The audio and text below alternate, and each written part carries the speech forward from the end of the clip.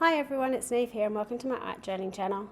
Today we're going to be playing around with the neons to make a neon background for our collage page.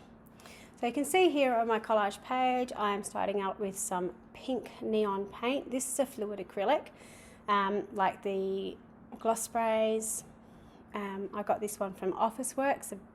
It's a litre jar, so I've used a fair bit of it. And I'm just painting out a really thin layer in the background. Now, neons by their nature are fairly translucent, so it's quite a bright colour, but you can sort of see the background. If I had anything drawn in the background, you'd be able to see through it. Then just with my neon pen, I'm going in and doing some really wobbly lines. And that's it, really simple background. A reason I wanted a really simple background because I knew I was going to do a lot of collage over the top. So I wanted something that was bright, that, excuse my dishwasher in the background. I didn't think it would go on for that long.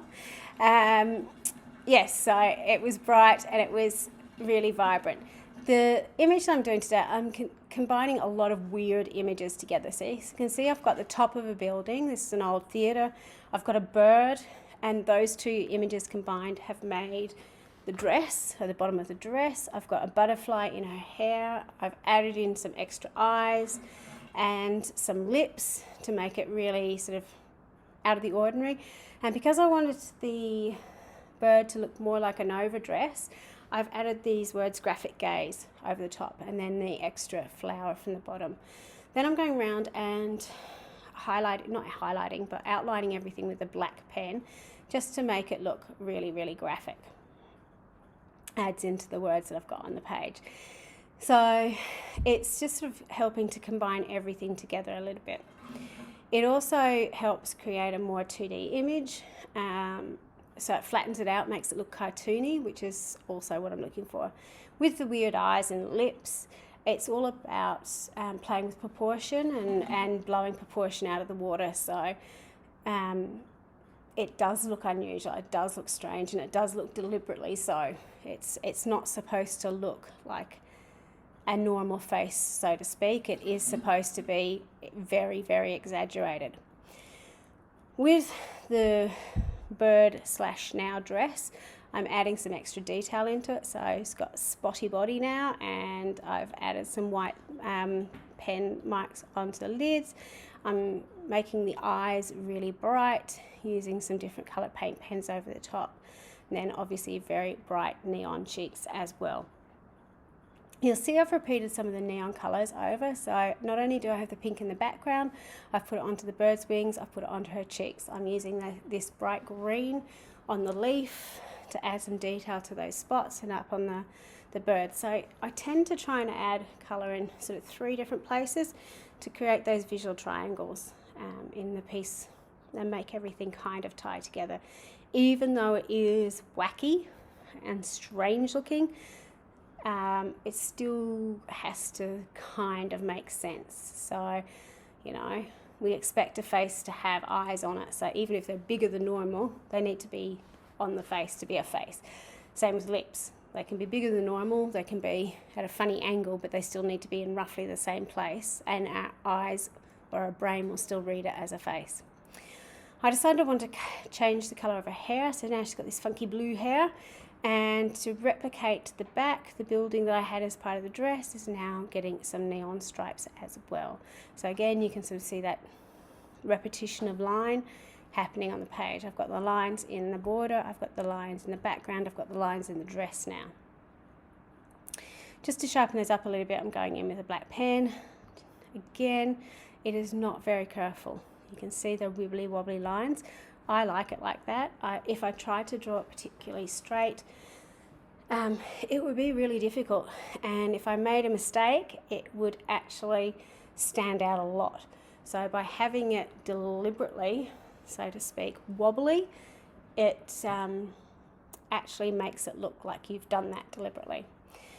So the words graphic gaze has a meaning, so to speak. I've put in the hold a graphic gaze because she is holding a very graphic gaze.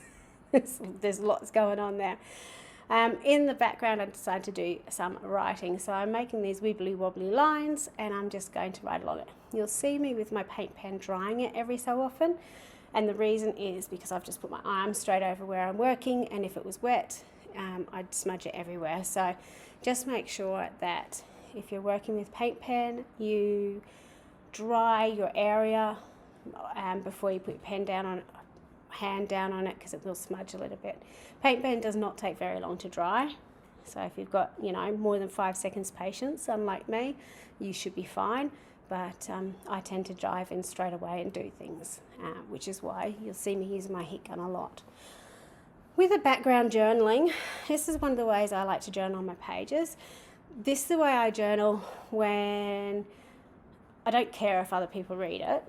I don't deliberately make it readable, which is why it's very close together. The spacing's a little bit funny, and that helps it look more like patterning in the background.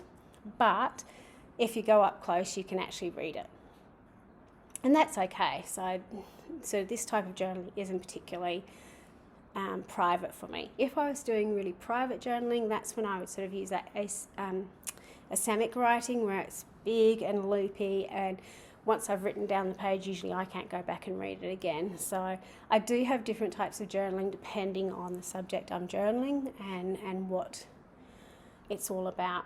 I decided I wanted to make the journaling in the background a little bit more pattern-like. So I don't know what you call this. It's what I used to do as a kid, doodling. I'm sure lots of people did, where you've got the gaps or the spaces in letters, so like in O's and so on, and colour them in. So I've just got in with a neon pen and coloured those in. I decided I wanted to add the words "and create" to my page to actually create the full text piece for this. So you can see in the close-up how I've added in details onto my collaged piece. You can see the journaling in the background and how that's added into that background pattern, particularly by adding that neon green over the top as well. So I hope you have a go at this. It's a really simple page using lots of different images cut out of magazines, using crazy things together to create the dress, and just having a lot of fun creating. So until next time, bye for now.